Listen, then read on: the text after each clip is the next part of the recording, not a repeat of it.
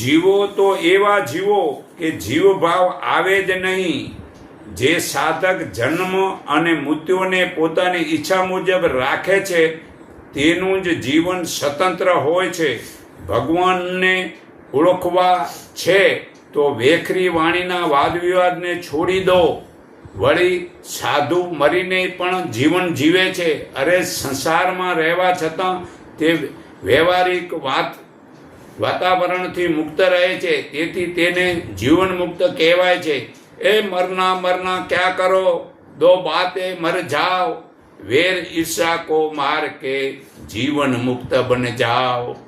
મનવાને માર્યો નહીં, ના આત્મા ગુટિકા પીધી, વિષય વાસના ભોગ में ના પ્યાલી પ્રેમ કી પીધી. એ પી લે પ્યાલી પ્રેમની, એ જ્ઞાન ગુરુ કે પાસ. હું તું તેને ઓળખી કર અમરાપુરનો વાસ. હું નાવિક તું નાવ છે, પણ તેના વિણ શું થાય. ઝપટ લાગે તે પવનની, તો સહેજે પાર પમાય. પવન બસે નાભી થળે, દૂજો હૃદય આકાશ. ઓર બસે બ્રહ્માંડમાં જીવન જ્યોત પ્રકાશ. બાર ઢૂંઢે ન મળે, કયો ચાહે વિનાશ. સત્ય પુરુષને આશરે, કરલે જ્ઞાન પ્રકાશ. સત્ય પુરુષ એટલે દ્રષ્ટા પુરુષને કહેવાય છે. જુઓ, મરેલા મરદાને સારું કે ખરાબ અથવા મારું તારું કાંઈ જ નથી. તે મરદાને જમીનમાં દાટો કે અગ્નિમાં બાળો કે નદીમાં ફેંકી દો, ગમે તે કરો, પણ તેથી મરદું રાજી કે નારાજ થવાનું નથી. કારણ કે તેમનામાં હવે વેર ઈચ્છા કરવાના નથી અને આત્મા પણ નથી, જેથી મરીને જીવવાની તાકાત નથી.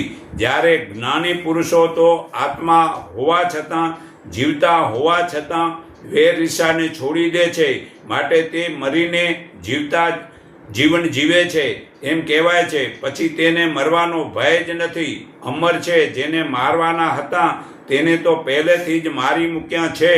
જેવી રીતે જુલાબ લઈને મળ સાફ કરવા સિવાય પેટના દર્દોનો કોઈ ઔષધ અસર કરતું નથી, તેવી રીતે વેર ઈર્ષા કામ ક્રોધ અને લોભ આ દુર્ગુણોને છોડ્યા વિના આત્માની અસર મન ઉપર જરાય પડતી નથી. તો વ્યસન ફેશન છૂટે તો આત્મા જ્ઞાન થયું સમજો. તો આત્મા જ્ઞાનમાં કોઈ લાંબચવડું નથી.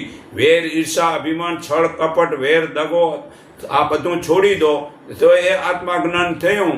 તો જે જીવનમાં જે આ